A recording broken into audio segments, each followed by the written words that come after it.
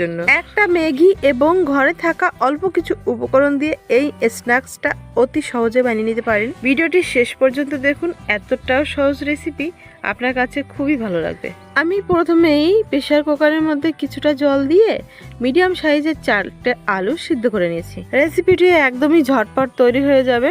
আপনার বাচ্চা যদি কোনো কিছু খাবার জন্য বায়না করে তো এই রেসিপিটি আপনার জন্য পারফেক্ট একটা রেসিপি।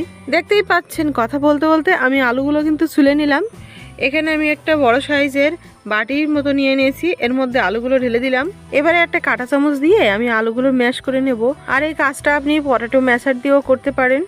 আলুগুলো আমার ভালোভাবে ম্যাশ করা হয়ে গেছে। এবার আমি এর মধ্যে দিয়ে দিচ্ছি স্বাদ মতো লবণ, আর দিচ্ছি পরিমাণ মতো অর্থাৎ 1/4 টিস্পুন হলুদ গুঁড়ো। এখানে দিচ্ছি আধা টিস্পুন জিরে ধনে মিশ্রিত পাউডার। আমি এখানে একটা ম্যাগি মশলাও দিয়ে দিচ্ছি। এই রেসিপিটিতে এই ম্যাগি মশলাটা দারুণ একটা ম্যাজিকের মতো কাজ করবে। সবশেষে আমি দিয়ে দিচ্ছি সামান্য একটু গরম মশলা পাউডার। এখানে কিন্তু লঙ্কা গুঁড়োটাও দেওয়া হয়নি, তার জন্য আমি সামান্য একটু লঙ্কা গুঁড়ি দিয়ে দিচ্ছি। এখানে আমি একটা বড় সাইজের পেঁয়াজ কুচি করে দিয়ে দিলাম, সাথে একটা কাঁচা লঙ্কা। আর এই আলুর মধ্যে আমি দিয়ে দিচ্ছি উঁচু উঁচু 2 চা চামচ বেসন। এইবারে সমস্ত উপকরণ আমি একসাথে ভালোভাবে মিশিয়ে নেব। চামচ দিয়ে কিন্তু এই কাজটা ভালো হচ্ছে না, তার জন্য আমি হাতটাই কাজে লাগালাম। আর মাখার পরে এটা কিন্তু একটা ডোয়ের মতন হয়ে গেছে। আমি একটা থালা উল্টো করে 2-1 ফোঁটা তেল দিয়ে দিলাম।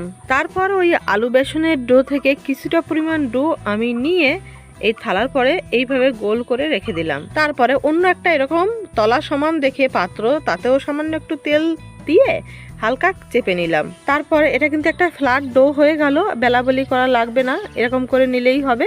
চারি সাইডটা আমি একটু চৌকো শেপ দিয়ে নিলাম। তারপর ছুরির সাহায্যে এরকম লম্বা লম্বা পিস করে কেটে নিচ্ছি।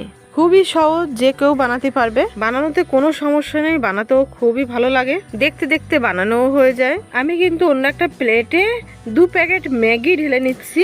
এই ম্যাগিটা না এবার গুঁড়ো করার কাজ, তো আমি হাতের মাধ্যমে এইভাবে চেপে চেপে ম্যাগিটা গুঁড়ো করে নিচ্ছি। আপনারা চাইলে প্যাকেটের মধ্যে থাকতে থাকতেই কোনো কিছুর সাহায্যে একটু চেপে চেপে এরকম ভাবে গুঁড়ো করে নিতে পারেন। এবারে আমি লম্বা লম্বা ওই যে স্ন্যাক্সের শেপ দিয়ে রেখেছি, ওইগুলো আমি এই ম্যাগির মধ্যে কোট করে ডাইরেক্টলি গরম তেলের মধ্যে ছেড়ে দেবো।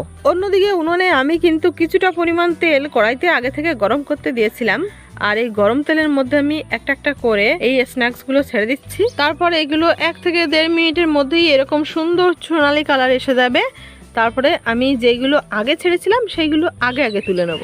আর দেখতে দেখতেই আমার কিন্তু স্ন্যাক্সগুলো ভাজা হয়ে গেল। আর দেখতে যতটা সুন্দর লাগছে, খেতে কিন্তু তার থেকে অনেক বেশি মজাদার। আমার এই ভিডিওটি দেখে এই রেসিপিটি একদিন অন্তত বাড়িতে বানান। বাজার থেকে কোনো রকম কোনো স্ন্যাক্স কিনে খাওয়ার কথা ভুলে যাবেন। সবশেষে আমি উপর থেকে সরিয়ে দিচ্ছি ম্যাগি মশলা। আর এটা টমেটো কেচাপের সাথে খেতে কিন্তু দারুণ লাগে, তবে এমনিতেও খুব ভালো লাগছিল। আমার আজকের এই রেসিপি ভিডিওটি আশা করি আপনাদের সকলের কাছে খুবই ভালো লেগেছে। ভিডিওটি ভালো লাগলে অবশ্যই ভিডিওটিকে একটা লাইক করবেন। চ্যানেলে নতুন বন্ধু হয়ে থাকলে সাবস্ক্রাইব করতে একদমই ভুলবেন না। খুব খুব ভালো থাকবেন, সুস্থ থাকবেন।